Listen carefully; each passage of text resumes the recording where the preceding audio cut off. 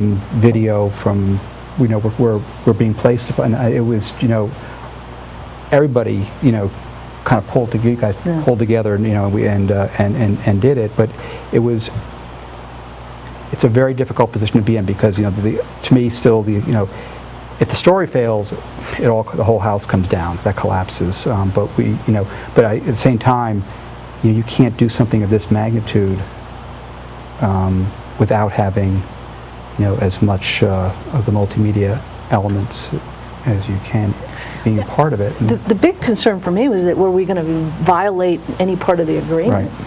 The interview, we'd worked so hard and had so many conversations about the framework of the interview, and I just didn't want to. I kept calling Matt, screaming, saying, "I'm really worried this multimedia stuff is going to violate the big question what I agreed to with Dan McGinn and with the family." We're wrestling with was they said no video.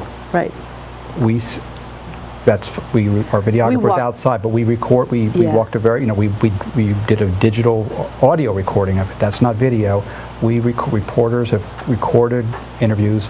You're on the record as long as there've been tape recorders, and and news organizations have used those tapes, and we had a big discussion about that. Right. We used one initially, and then. I mean, we had begged. We were every hour we're begging for more access. Well, can the photographer, Can we have a photographer?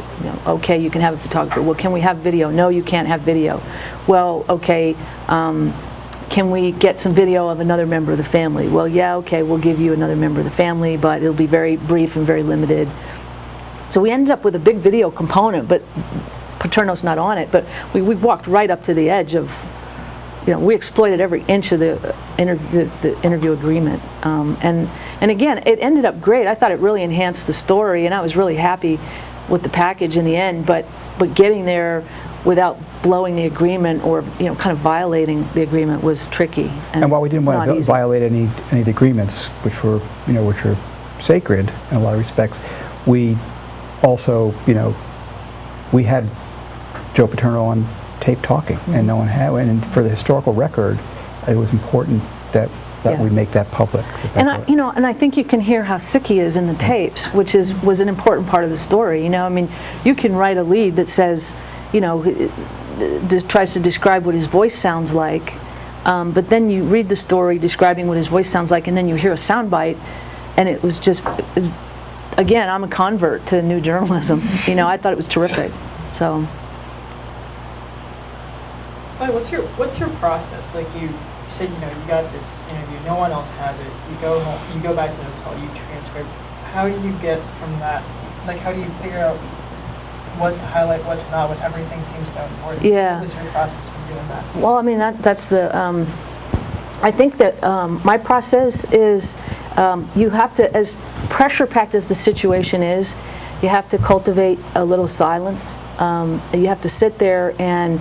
I said something earlier that I actually want to explain when I said you have to rely on your own perceptions to a certain extent. I think you end up sitting there staring at a blank screen and just saying, what did you hear? What did it sound like? What did it look like? What did the house look like? What did what did that dinner feel like? And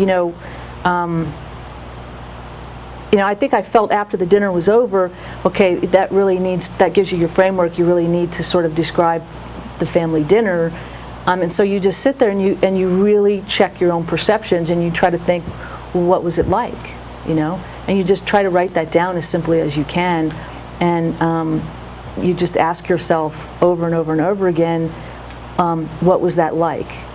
Tell people what that was like. Literally down to the detail. I get very detail oriented. No detail is unimportant from the standpoint of what did he look like.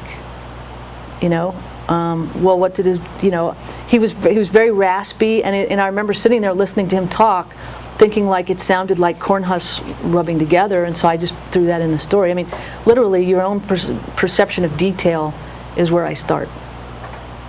And a lot of times I think that when you start there and you build a series one detail after the other, no matter how small the detail, things become more vivid, and sometimes you start finding the story through those details. I like to.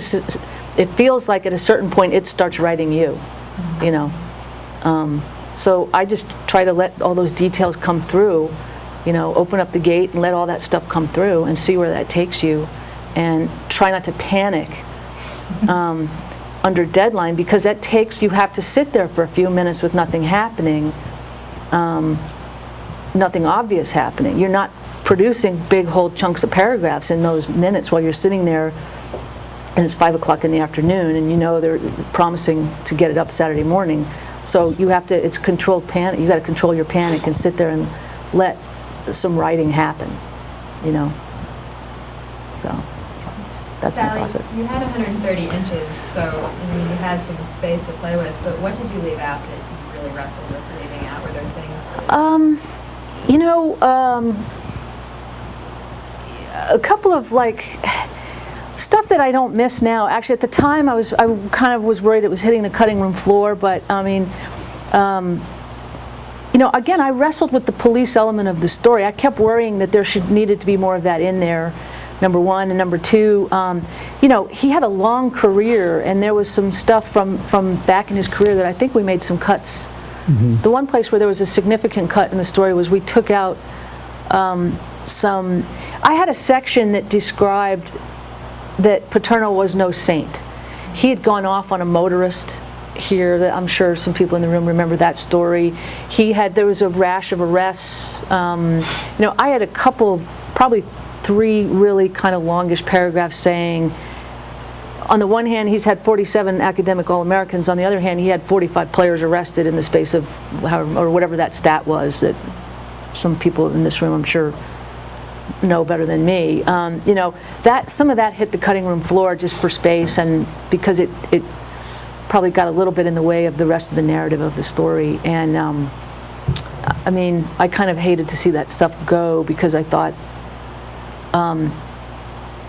you know, Paterno had 2 sides, and but we ended up, I don't miss it now, I don't think, you know.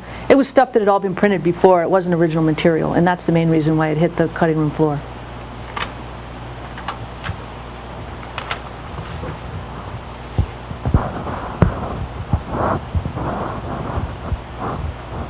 It's a quick hour. Okay. Thank you. Next victim.